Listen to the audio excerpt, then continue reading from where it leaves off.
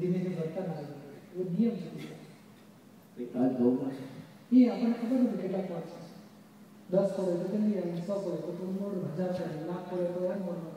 તો ઘણું કરીને આવી થશે કઈ રીતે કે બોક્સના આમાં કેવું છે કે હજી સિગરેટ છૂટવી ના થશે કરતા સિગરેટમાં જે રસ ખલાસ થશે કે એ ભાગ આપણે સશે એ ભાગને જ આપણે કરવા પછી તો પૂતગલનો વિશ્વાસ તો પૂતગલ વ્યવસ્થિત થાય તો આપણે છૂટી ગયા ને મોટા મોટી આપણા પ્રયત્ન દાદા પછી ખલાસ અને એ ભાગ આપણો સ્વતંત્ર છે અને એ ગમે ત્યારે ગમે ત્યાં ગમે તે ક્ષેત્રે રાખી શકે છે પુરુષાર્થ ચાલો અને એ જ આપણે શીખવાનું છે જે હું સુમંદર સુધી પહોંચીને કરી શકી એની તમે આજથી ચાલુ કરો અને મેં એ જ પુરુષાર્થ કર્યો મને આ તો ઉદય આવ્યું મારું દિન મને કલ્પના નથી મારી ઈચ્છા નથી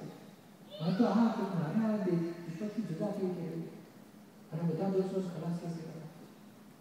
અને એની પંખો હડાયું હતું જ નહીં કાંઈ એટલું જ હતો મારે સુપેરિયરિટી વાળા તો આમ પછી આમ ચટકવાળી એટલી નિષ્ફળ થાય મારે તો હલાયું નહીં હતું એટલે પછી અંદરની શીશો શોધ્યા કે એમ કર્યા ગયા માતા એ શોધે કરી વર્તી ગયો કે સમજો કે આ સંસ્કૃતિ આમ કરતા ગયા તો પછી બધી વસ્તુ ફેરફાર કરવાની દ્રષ્ટિ શોધી તો વિજ્ઞાન કેવું થઈ ગયા એ વસ્તુ આપણે અંદરનો પુરુષાર્થ એ સ્વતંત્ર છે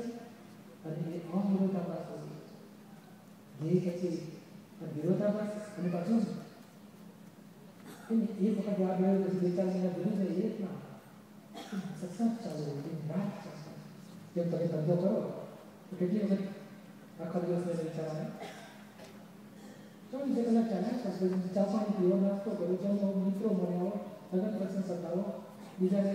વ્યવહાર કરતા હોય બહારગામ જવાનું મમ્મી પપ્પા મળી આવે તમારું નહીં ધંધામાં ભૂલો નહીં અનુભવીએ છે બધા તો આપણે કેમ રાખવાનો આપણે મોક્ષનો બિઝનેસ છે વિતરાગતાનો ધંધો દરેક પરિસ્થિતિમાં સંભાવ રાખવો